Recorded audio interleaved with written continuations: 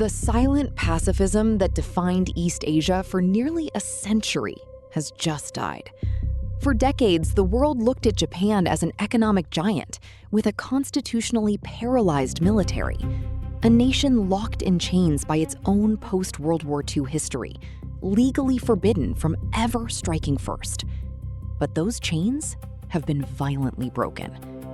The rising sun is no longer just a symbol on a flag. It is becoming a crosshair. As Beijing tightens its naval noose around the Taiwan Strait and mobilizes its massive armada for an ultimate territorial seizure, Tokyo has made a choice that shocked Western intelligence agencies. Under the absolute control of Prime Minister Sanae Takaichi, the first female leader in Japanese history, and an uncompromising, ultra-hawkish strategist, Japan is rapidly abandoning its defensive shield and forging a weapon of catastrophic retaliation. The geopolitical reality is chilling. Tokyo is no longer preparing to deter a war. They are actively preparing to fight one. To comprehend how close the Pacific is to a total military explosion, one must look at the direct, unedited warnings coming out of the Prime Minister's official residence in Tokyo. Sanae Takaichi does not speak in the careful, submissive language of her predecessors. She has deliberately targeted China's absolute red line. In a stunning, unprecedented address to the Japanese Diet that sent shockwaves through Beijing's military command, Takaichi openly confronted the threat of a Chinese invasion of Taiwan. Looking directly at her defense chiefs, she delivered a brutal, history-altering quote. If force is used against Taiwan, if warships are deployed to shatter the peace of our waters, let there be no ambiguity. This constitutes a direct existential crisis for Japan. We will not stand aside.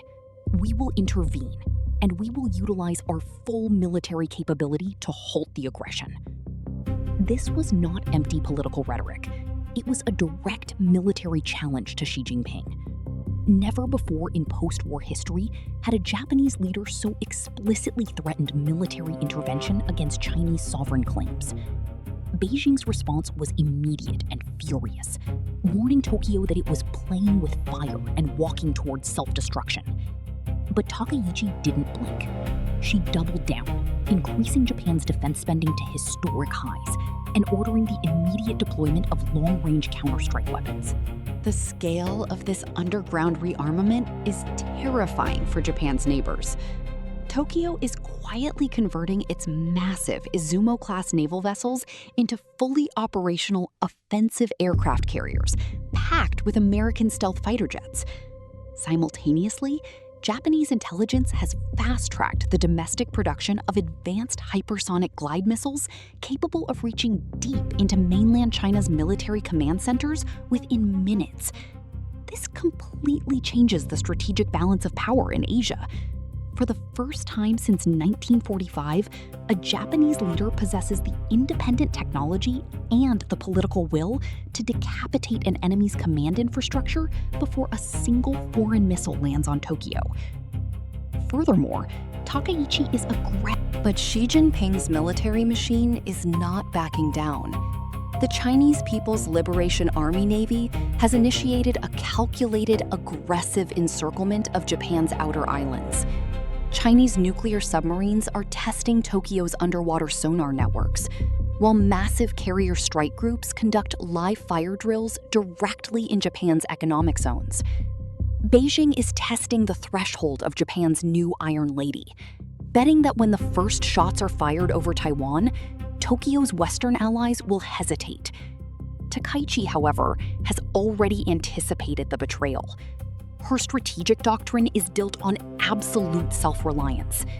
She has made it clear to her inner circle that if the global order collapses, Japan will stand as an unyielding fortress, ready to unleash a devastating counteroffensive that will burn the Pacific maritime routes to ashes.